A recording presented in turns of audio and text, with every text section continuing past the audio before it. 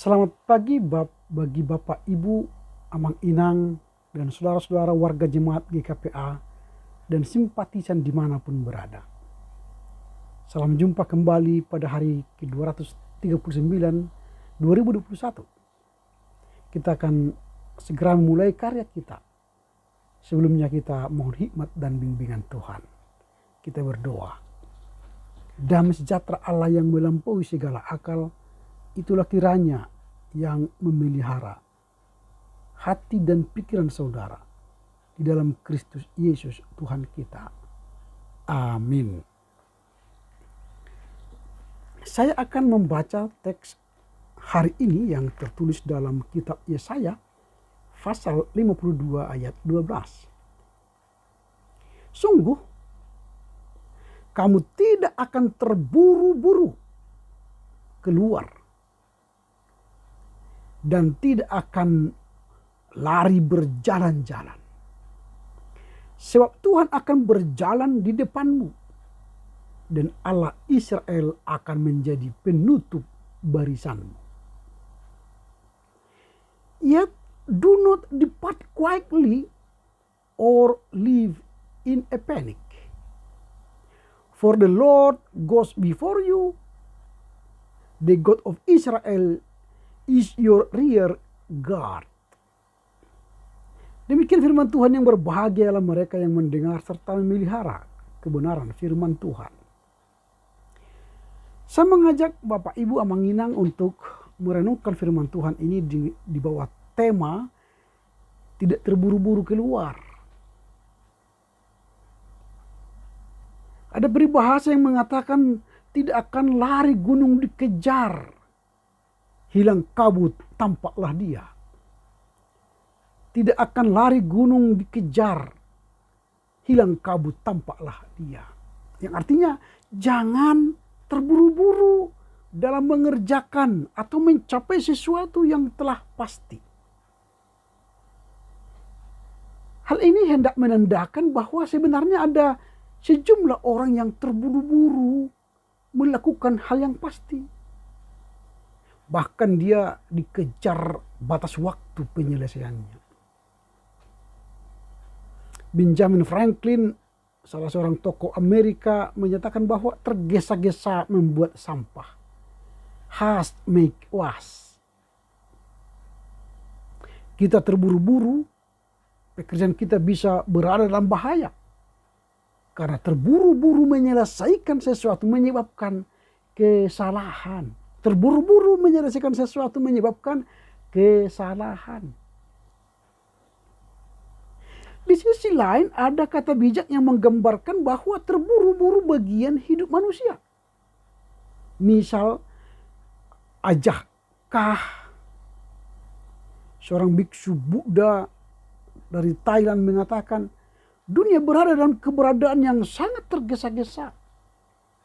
Pikiran mengatakan dunia berada dalam keadaan yang tergesa-gesa. Pikiran berubah, suka menjadi tidak suka dengan segala tergesa-gesa yang ada di dunia. Itu menurut Ajah Kah, biksu dari Thailand. Senada dengan itu, Christopher Morley, seorang penulis dan penyair wartawan, mengatakan bahwa salah satu yang aneh tentang tergesa-gesa adalah hal itu tampak sangat penting ketika kita sendiri adalah penghancur. Tergesa-gesa itu sangat penting ketika kita sendiri menjadi penghancur. Atau sangat lucu ketika itu adalah orang lain. Sangat lucu ketika terburu-buru itu adalah orang lain. Itu menurut Christopher Morley. Dalam teks hari ini kita mau belajar bahwa bangsa Israel diajar untuk tidak tergesa-gesa dalam memutuskan sesuatu dan harus bertanya kepada Tuhan terlebih dahulu, seperti yang dicontohkan Musa. Musa itu tidak mau tergesa-gesa mengambil keputusan. Dia tetap bertanya kepada Tuhan sebelum dia mengambil keputusan. Nah kalau kita baca nanti Bilangan 9 ayat 8 berkata, lalu jawab Musa kepada mereka, tunggulah dahulu. Tunggulah dahulu. Aku hendak mendengar apa yang diperintahkan Tuhan mengenai kamu. Jadi ketika dia hendak menjawab pertanyaan para umat, dia berkata, tunggulah dahulu. Aku hendak mendengar apa yang diperintahkan Tuhan kepadaku mengenai kamu. Nah ini menarik. Jadi orang Israel seperti yang diperankan oleh Musa, ditunjukkan oleh Musa, dia tidak mau terburu-buru. Dia bertanya dulu kepada Tuhan sebelum dia mengambil keputusan. Tetapi ketika Tuhan membebaskan orang Israel dari Mesir menuju tanah perjanjian, memang terkesan Tuhan mengajar mereka tergesa-gesa untuk keluar dari Mesir. Karena Mesir dilanda kegentaran. Saat itulah ke-10 telah terjadi, yaitu kematian anak sulung bangsa Mesir. Tapi hal itu terjadi sekali, sehingga Tuhan menyuruh mereka tergesa-gesa.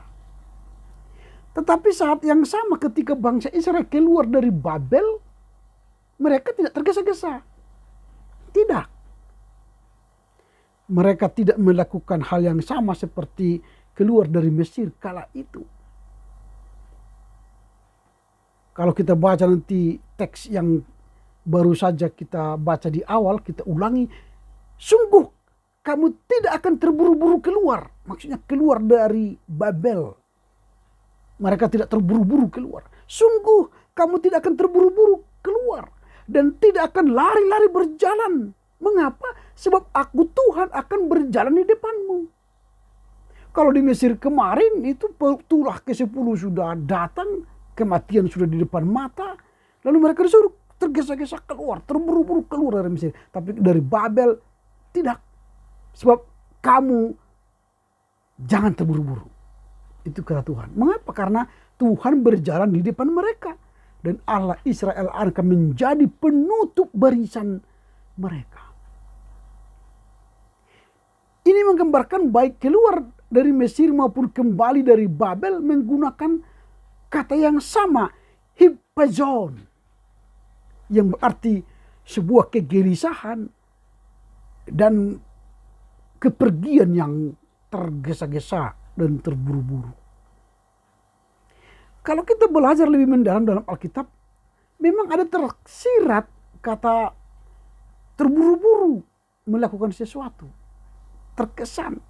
Contoh begini. Kalau kita bahas nanti Keluaran 12 ayat 11. Dan beginilah kamu memakannya.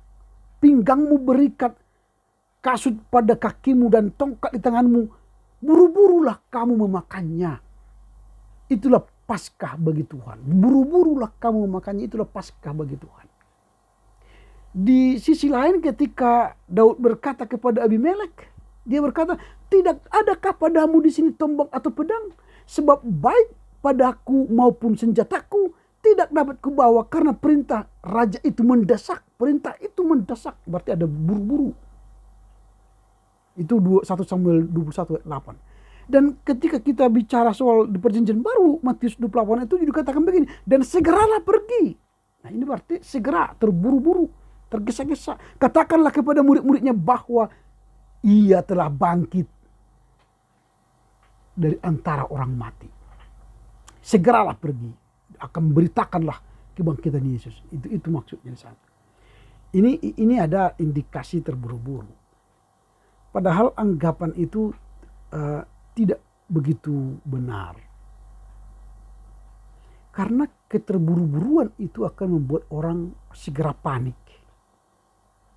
Orang yang panik tentu akan bertentangan dengan damai sejahtera. Padahal kalau kita memiliki hati yang damai sejahtera, kita tidak akan tergoda terburu-buru, tidak akan panik karena kita tenang, terkendali. Kita mampu memanajemen waktu, memanajemen uang, memanajemen tenaga, potensi yang ada sehingga maksimal. Kita tidak akan membiarkan pekerjaan menumpuk. Tapi kita urai dengan baik. kita kerjakan dengan baik, kita tata dengan baik. Itu yang perlu kita pelajari. Sehingga dalam Alkitab, kata terburu-buru itu hendak mengajarkan kepada kita berhati-hatilah. Kalaupun kita harus terburu-buru, tergesa-gesa, menyelesaikan sesuatu pekerjaan, berhati-hatilah. Pengamsal berkata begini, jangan terburu-buru kau buat perkara pengadilan. Karena pada akhirnya apa yang engkau dapat lakukan, kalau sesamamu telah mempermalukan engkau. Kalau terburu-buru kita melakukan sesuatu, lalu pada akhirnya teman-teman kita, sahabat kita mempermalukan kita. Janganlah terburu-buru. Itu kata Amsal 25 ayat 8. Juga pengkhotbah berkata, janganlah buru-buru dengan mulutmu. Dan janganlah hatimu lekas-lekas mengeluarkan perkataan di hadapan Allah. Karena Allah ada di sorga dan engkau di bumi. Oleh sebab itu biarlah perkataanmu sedikit. Sehingga jangan terburu-buru banyak berkata, berkomentar. Itu kata pengkhotbah 5 ayat 2. Dengan demikian dari teks ini, apa yang hendak kita renungkan? Marilah kita bertindak bijaksana jika ambil tindakan cepat. Marilah kita bertindak bijaksana jika hendak mengambil tindakan cepat, terburu-buru. Karena ketika kita mengambil tindakan yang cepat dan terburu-buru itu, perlu kita mempertimbangkan konsekuensinya jangka panjang. Kita perlu meluangkan waktu yang cukup untuk berpikir, mempertimbangkan keputusan. Dan siaplah menerima nasihat. Dan indahkan hati nurani yang terlatih baik.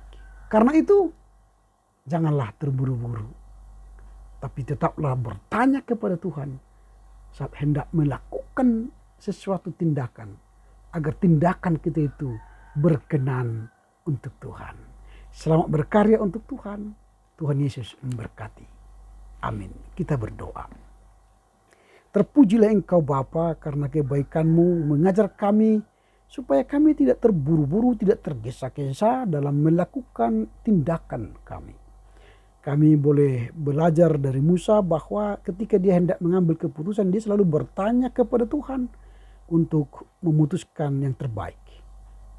Kendati ada banyak teks yang mengatakan seolah-olah kami diajar terburu-buru, tetapi pengamsal baik pengkhotbah mengajar kami untuk jangan terburu-buru, tapi kami lebih tenang, lebih damai, bahkan bertanya kepada Tuhan melakukan tindakan yang baik dan benar. Terpujilah Engkau Bapa atas firman yang kami dengar. Itulah kiranya menginspirasi kami berkarya hari ini dalam Kristus Yesus. Amin. Tetap jaga kesehatan dengan mencuci tangan, jaga jarak, pakai masker. Horas, horas, horas.